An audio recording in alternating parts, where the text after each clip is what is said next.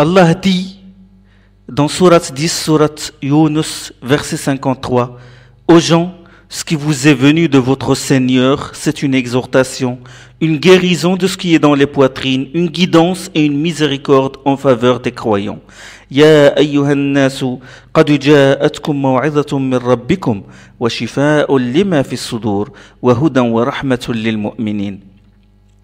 Quelqu'un peut dire que son livre est une exhortation, est une guérison de ce qui est dans la poitrine, est une guidance et une miséricorde en faveur des gens. Quelqu'un ose dire ça, sinon il va être ridiculisé. Parce que tout le monde, dans son livre, il y a des erreurs. Il dit subhanahu wa ta'ala dans Surat 16, Surat Al-Nahl, Surat les abeilles, verset 89, et nous avons fait descendre sur toi le livre en explication de toutes choses et comme guidance et miséricorde et bonne nouvelle aux musulmans. وَنَزَّلْنَا عَلَيْكَ الْكِتَابَ تِبْيَانًا لِكُلِّ شَيْءٍ وَهُدًى وَرَحْمَةً لِلْمُؤْمِنِينَ. Quelqu'un peut dire que c'est son livre et il vient expliquer toutes choses. Son livre est une guidance, son livre est une miséricorde. Et il dit, subhanahu wa ta'ala, dans Surat 38, verset 29, Kitabun anzalnahu ilayka mubarakun liyatadabbaru ayatih wa liyatadhakkara ulul albab. Voici un livre béni que nous avons fait descendre sur toi afin qu'il médite sur ces versets et que les doués de raison en tirent les leçons. Donc, un appel profond à la raison. Allah t'appelle et te dit, utilise ton cerveau, médite sur ces versets.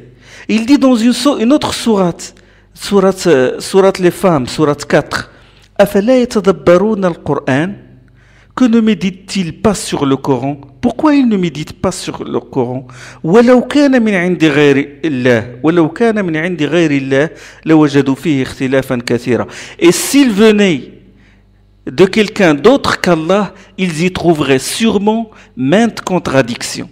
Donc Allah nous appelle à utiliser notre raison pour méditer sur ces versets et pour déduire avec notre raison que c'est lui le Créateur et ce Coran vient de lui. Si ce n'est pas Allah qui a fait descendre ce livre, supposons, alors à qui attribuer ce livre? Il est là le Coran, avec ces versets que nous lisons, que les millions, les milliards de gens, il y a 14 siècles, comptez combien de musulmans qui lisent, qui récitent le Coran 5 fois par jour ou plus. Ce Coran-là, si c'est Allah qui ne l'a pas fait descendre, alors à qui l'attribuer? À Mohammed?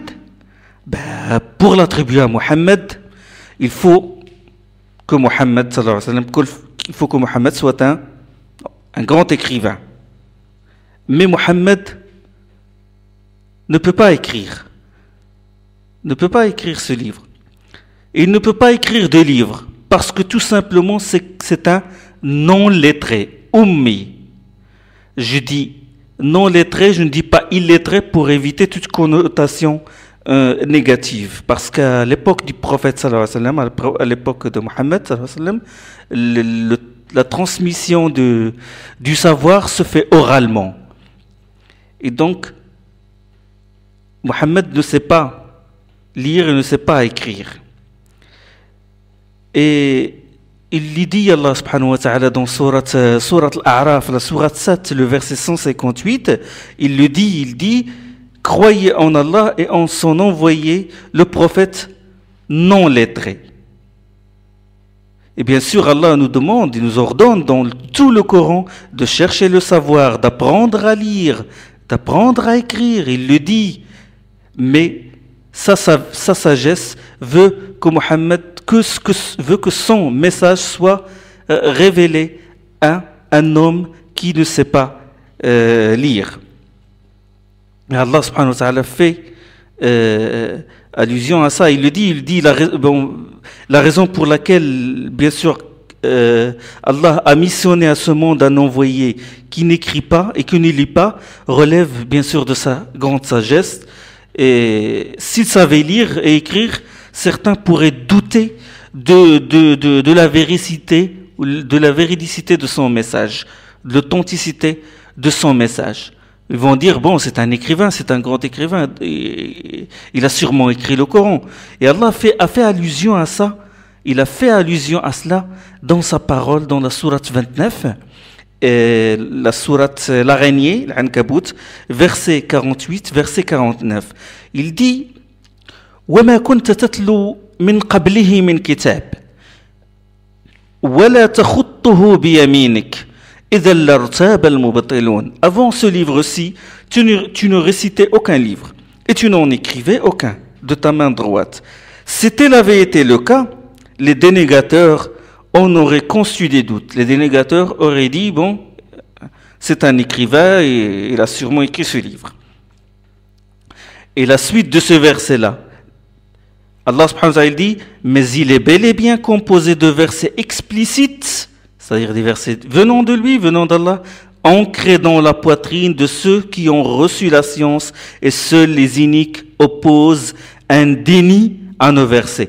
بل هو آيات بينات في صدور الذين أوتوا العلم وما يجحد بآياتنا إلا الظالمون. Il dit aussi dans une autre sourate, dans sourate 42, le verset 52, وَكَذَلِكَ أَوْحَيْنَا إِلَيْكَ رُوحًا مِنْ أَمْرِنَا مَا كُنْتَ تَدْرِي مَا الْكِتَابُ وَلَا الْإِيمَانُ وَلَكِنْ جَعَلْنَاهُ نُورًا نَهْدِي بِهِ مَنْ نَشَاءُ مِنْ عِبَادِنَا. Ainsi t'avons-nous révélé un esprit, ça veut dire le Coran, un esprit procédant de notre ordre, quand tu ignorais ce qui est le livre, non plus que la foi, mais nous en fîmes, mais nous en fîmes une lumière dont nous guidons qui nous voulons d'entre nos adorateurs. Allah ne savait pas ce qu'est le livre, il ne savait pas ce qu'est la foi, mais c'est Allah, Muhammad sallallahu alayhi wa sallam ne savait pas ce qu'est le livre, il ne savait pas ce qu'est la foi, mais c'est Allah subhanahu wa ta'ala qui a mis cette lumière dans son cœur. Comme autre preuve que ce livre, le Coran, vient d'Allah, c'est le défi qu'Allah a lancé aux créatures. Il leur a lancé le défi de faire un livre qui ressemble au Coran, un livre qui rivalise d'éloquence avec le Coran.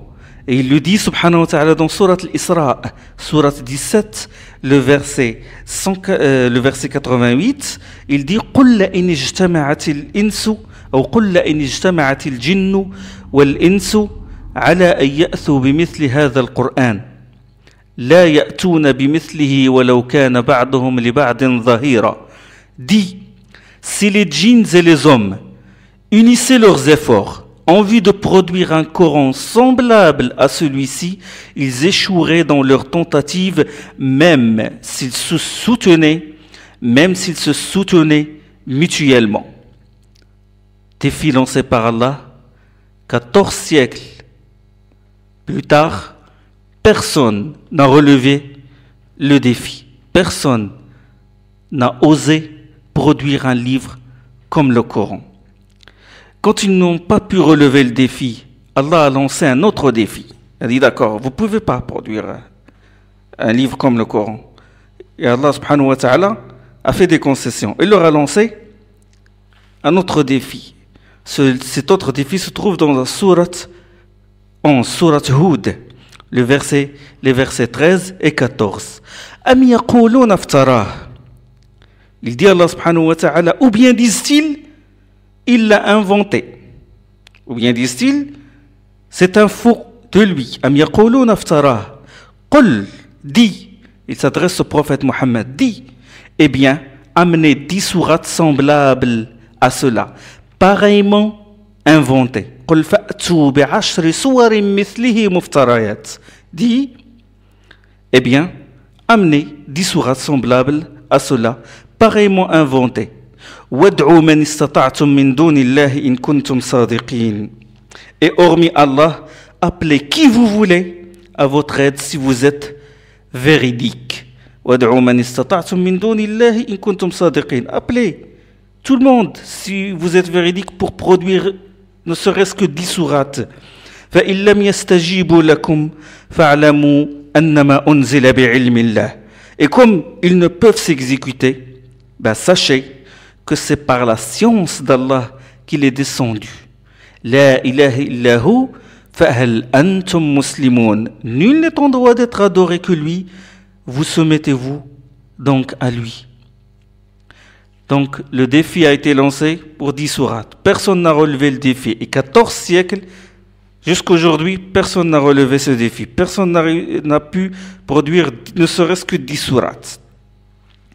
Puis Allah subhanahu wa ta'ala, il dit, d'accord, vous ne pouvez pas amener un Coran semblable à celui-là. Vous n'avez pas pu produire 10 sourates. Je lance un autre défi. Dans sourate 2, verset 23-24, وَإِن كُنْتُمْ فِي رَيْبٍ مِّمَّا نَزَّلْنَا عَلَى عَبْدِنَا فَأْتُوا بِسُورَةٍ مِّن مِّثْلِهِ. Et si vous êtes dans le doute au sujet de ce que nous avons fait descendre sur notre serviteur, ça veut dire Mohammed, sur notre serviteur, produisez donc une sourate provenant d'un discours qui lui soit semblable. Et pour ce faire, appelez vos aides en dehors d'Allah si vous êtes sincères. Voilà un défi. Appelez tous vos aides, tous vos philosophes, tous vos sages pour faire un seul, ne serait-ce qu'une seule sourate, un seul chapitre comme celui-là, comme celui du Coran. وَإِن كُنتُمْ فِي رَيْبٍ مِّمَّا نَزَّلْنَا عَلَى عَبْدِنَا فَأْتُوا بِسُورَةٍ مِّن مِّثْلِهِ وَادْعُوا شُهَدَاءَكُم مِّن دُونِ اللَّهِ إِن كُنتُمْ صَادِقِينَ فَإِن لَّمْ تَفْعَلُوا وَلَن تَفْعَلُوا. La suite du verset, à défaut de le faire, et vous ne le ferez certes pas. فَاتَّقُوا النَّارَ الَّتِي وَقُودُهَا النَّاسُ وَالْحِجَارَةُ. Préservez-vous donc de ce feu dont le combustible est constitué de gens et de pierres et qui est préparé pour les mécréants. Dans Sourate Yunus, Sourate 10, verset 38-39, ce même défi a été lancé où Allah subhanahu wa ta'ala dit أَمْ يَقُولُونَ افْتَرَاهُ قُلْ فَأْتُوا بِسُورَةٍ مِّثْلِهِ. Ou bien prétendent-ils qu'il l'a inventé? Ils prétendent que Mohammed l'a inventé. Ou bien prétendent-ils qu'il l'a inventé? Dis-leur, ô Mohammed, dis-leur, réponds. Produisez donc une sourate semblable à ceci et appelez à votre aide n'importe qui vous pouvez en dehors d'Allah si vous êtes véridique. أم يقولون افتراه قل فأتوا بسورة مثله وادعوا من استطعتم من دون الله إن كنتم صادقين. بل كذبوا بما لم يحيطوا به ولما يأتهم تأويله. Mais non, ils se bornent à démentir ce que leur connaissance est loin d'embrasser. Voilà ce qu'a dit Allah subhanahu wa ta'ala dans Sourate 10 et les versets 38 et le verset 39. Donc, défi lancé, personne n'a relevé ce défi-là. Comme autre preuve, vous savez, on va mettre de côté tout ça. Et on va supposer que Mohammed est un génie. D'accord? Mais bon, est-ce que Mohammed dispose d'un ordinateur? Je dis ça. Bon, Mohammed l'époque de sa venue il y a 14 siècles. C'est-à-dire, on peut situer son époque au 7e siècle. Je dis ça parce que les savants contemporains, qu'est-ce qu'ils ont fait? Ils se sont intéressés sur un côté, sur un domaine dans le Coran. C'est celui qui concerne le nombre. Bon, il y a des gens qui disent, bon, nous, on ne va pas être convaincus que si nous croyons qu'à une chose, c'est que 1 plus 1 égale à 2. Donnez-moi des preuves mathématiques que ce Coran-là vient d'Allah subhanahu wa ta'ala. Nous leur disons, oui, nous avons cette preuve. Et dans le nombre de certains mots, il y a un sens. Et je vais vous donner un exemple qui facilite la chose. Vous allez compter, par exemple, le mot dunya, la vie. Ce mot-là, il s'est répété 115 fois dans le Coran. Et, subhanallah, ce nom il est exactement le même que celui de l'akhira, c'est-à-dire du mot qui est l'au-delà. Donc, le mot monde ici-bas, il est compté. Quand on le compte dans le Coran, il se répète 115 fois, et l'au-delà, akhira, il se répète 115 fois. Le même nombre. La vie, le mot vie, et tous les mots qui dérivent du mot vie, ça veut dire vivant, vécu, il se répète 145 fois dans le Coran. Et la mort et tous les noms qui ont la même racine que la mort, maout, il se répète aussi 145 fois dans le Coran. As-salihat, c'est-à-dire les bonnes actions. Le terme salihat est tout ce qui dérive de ce terme-là. Il se répète 167 fois, salihat. Et sayyi'at, les mauvaises actions, se répètent aussi 167 fois dans le Coran. Al-mahabba, l'amour, le terme mahabba, il se répète 83 fois dans le Coran. At-ta'a, l'obéissance, se répète exactement 83 dans le Coran. Ça veut dire, c'est un message qu'Allah nous donne, que si nous l'aimons, nous devons lui obéir, nous devons suivre sa voie. Al-huda, la guidance ou la guidée, il se répète 79 fois dans le Coran. C'est comme ça que les chercheurs ont compté les mots dans le Coran. Al-huda, 79 fois dans le Coran. Et Ar-Rahma, miséricorde, il se répète 79 fois dans le Coran. Ça veut dire que par miséricorde à notre égard, Allah nous a guidés. L'adversité, il se répète 102 fois dans le Coran. Et as-sabr, la patience, se répète 102 fois dans le Coran. Ça veut dire quoi? Ça veut dire que devant l'adversité, nous devons prendre patience. Al-aql, la raison. Il se répète 49 fois dans le Coran, et An-Nour, la lumière, se répète exactement 49 fois dans le Coran. Ça veut dire que la raison, l'aql, c'est une lumière. Al-Musiba, la catastrophe, Musiba, 75 fois dans le Coran, et Ash-Shukr, la reconnaissance, 75 fois dans le Coran. Ça veut dire devant les catastrophes, nous devons témoigner de la gratitude à Allah subhanahu wa ta'ala. Nous ne devons pas nous consterner, nous ne devons pas nous énerver, nous révolter et manifester toute émotion violente. Al-Usr, ça veut dire la difficulté. Elle se répète 12 fois dans le Coran. Al-Yusr, la facilité, elle se répète combien de fois? 12 fois? Non, elle se répète 36 fois.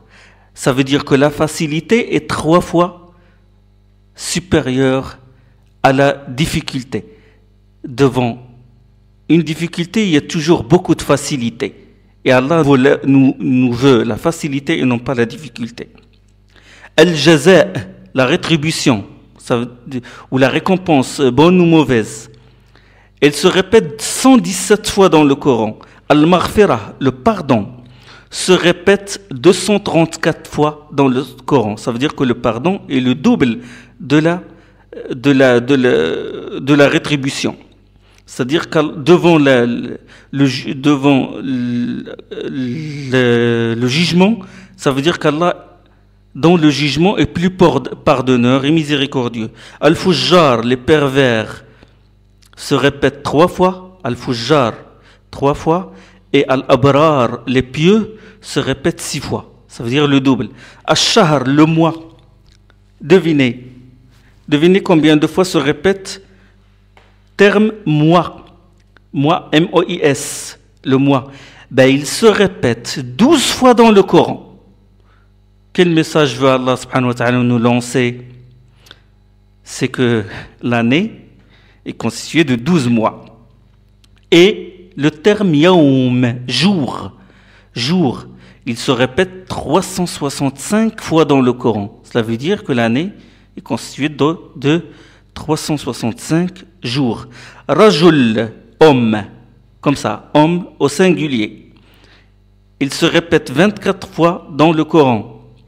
Et femme au singulier se répète exactement 24 fois dans le Coran. La parité dans le Coran. C'est-à-dire que l'homme et la femme sont égaux devant les lois d'Allah. Akh, frère, au singulier se répète 4 fois. Et ukht, sœur, il se répète 4 fois dans le Coran. Égalité. En plus, ces noms-là, ils ne sont pas situés dans une même sourate ou dans un même verset. C'est-à-dire que tu peux trouver par exemple Al-Mahabba dans un verset et At-Ta'a dans un autre verset. L'amour dans un verset, l'obéissance dans un autre verset. C'est-à-dire qu'ils ne se trouvent pas dans un seul verset ou dans une seule sourate. Muhammad, le nom Muhammad, Muhammad, il est cité 4 fois dans le Coran. C'est facile pour compter ces termes-là. Même pour quelqu'un qui ne connaît pas la langue arabe, il suffit de mémoriser les lettres en arabe et puis il les compte sur le Coran. Muhammad, 4 fois. La charia, la religion, loi, il est répété 4 fois. Ça veut dire que Muhammad est venu avec une religion complète, une religion et une législation. Lisan, la langue, il se répète 25 fois dans le Coran. Al-Maw'idha, l'exhortation, il se répète exactement 25 fois dans le Coran. Ça veut dire, quel message veut nous lancer Allah? C'est que notre langue doit être utilisée pour l'exhortation, pour les belles paroles. Ar-Raghba, c'est l'espoir ou le désir. 8 fois. Ar-Rahba, c'est la crainte. Elle est répétée 8 fois. Vous avez remarqué qu'il y a une correspondance entre ces mots. Il y a aussi as-sirr, le secret. Terme sirr, secret, et tous les noms qui dérivent de ce terme-là, qui ont la même racine que le terme sirr, secret, secrètement, etc. Il est répété 16 fois dans le Coran. Et al-alaniya, c'est-à-dire l'alaniya, c'est l'opposé du secret, en public si vous voulez, audible, si on parle de la voix, alaniya. Il se répète exactement 16 fois dans le Coran. As-salah, il se répète 5 fois dans le Coran. As-salah, c'est pas salawat, ni salayt, ni rien. As-salah tout court, il se répète 5 fois. Az-zakah, zakah c'est l'aumône, il se répète 32 fois dans le Coran. Et al-baraka, la bénédiction, se répète exactement 32 fois dans le Coran. Quel message veut nous lancer Allah subhanahu wa ta'ala par cette correspondance? Ça veut dire que quand on donne, quand on aide les pauvres, quand on aide son voisin, on aide autrui, Allah subhanahu wa ta'ala nous met de la bénédiction dans notre fortune ou dans nos biens. As-sahara, ou plutôt as-sihr. As-sihr, la sorcellerie. Le terme sihr, il se répète 60 fois dans le Coran. Et le terme fitna, trouble, il se répète 60 fois dans le Coran. C'est-à-dire qu'il y a une correspondance entre la sorcellerie, la magie et la fitna et le trouble ou la tentation ou la sédition. Al-Iman, la foi, 17 fois dans le Coran. Al-Kufr, la mécréance, la dénégation, 17 fois dans le Coran. Al-Nafa', l'utilité, 50 fois dans le Coran. Al-Fasad, la corruption, 50 fois dans le Coran, le même nombre exactement. An-Nas, les gens, 368 fois dans le Coran. Ar-Rusul, les envoyés, 368 fois dans le Coran. C'est quel message Allah veut nous lancer? C'est que à chaque communauté, Allah a envoyé des prophètes et des envoyés. Ad-Dalloun, les égarés, 17 fois. Al-Mawta, les morts, 17 fois. Ça veut dire quoi? Que les égarés sont des morts. Les gens qui n'ont pas de foi, les gens qui ne pensent pas à leur origine qui ne pensent pas au sens de leur vie, qui ne pensent pas à leur destination finale, ce sont des morts déjà. Al-Muslimoun, les musulmans, 41 fois. Al-Jihad, la lutte ou l'effort, que ce soit sur soi-même ou contre l'ennemi, 41 fois dans le Coran. Ça veut dire que les musulmans doivent lutter pour propager le message divin. Tout ça, c'est des coïncidences? Répondez-moi, sincèrement. Et en plus, ces performances-là, langue, lisan, se répètent le même nombre que l'exhortation, rahba, le même nombre que rahba, salat, se répète 5 fois. Ça veut dire qu'il y a 5 prières dans le Coran, etc., etc. Tout ça, c'est des coïncidences. Et en plus, le prophète Mohammed n'a pas parlé de ça. Il n'a pas dit, voilà, j'ai fait un exploit, regardez ce que j'ai fait. Il n'a pas parlé. Ce n'est que 14 siècles plus tard qu'on parle. À chaque fois, on découvre quelque chose, des preuves de l'inimitabilité de ce Coran et des preuves que ce Coran-là ne vient pas d'un être humain. Il vient d'Allah subhanahu wa ta'ala. D'autres preuves, comme par exemple aussi sur le nombre, où Allah subhanahu wa ta'ala il dit dans Surat 2, de même nous avons fait de vous une communauté médiane afin que vous soyez témoins à l'égard des hommes et que l'envoyé soit témoin à vous. وَكَذَلِكَ جَعَلْنَاكُمْ أُمَّةً وَسَطًا لِتَكُونُوا شُهَدَاءَ عَلَى النَّاسِ وَيَكُونَ الرَّسُولُ عَلَيْكُمْ شَهِيدًا. De même, nous avons fait de vous une communauté médiane ou médiatrice. Et ce verset-là qui se trouve dans la sourate 2, il est le 143e, c'est-à-dire son numéro, il est 143. Et les versets de toute la sourate 2, c'est 286. C'est-à-dire, il est juste au milieu.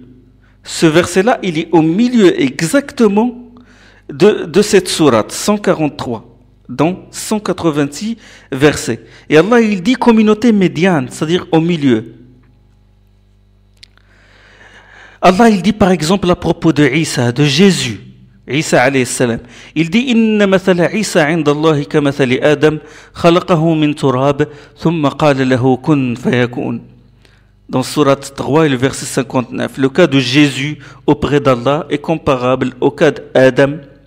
En effet, il le créa à partir de la terre et il lui dit ensuite sois et il fut. C'est-à-dire que lorsque j'ordonnais à Adam d'être, il fut.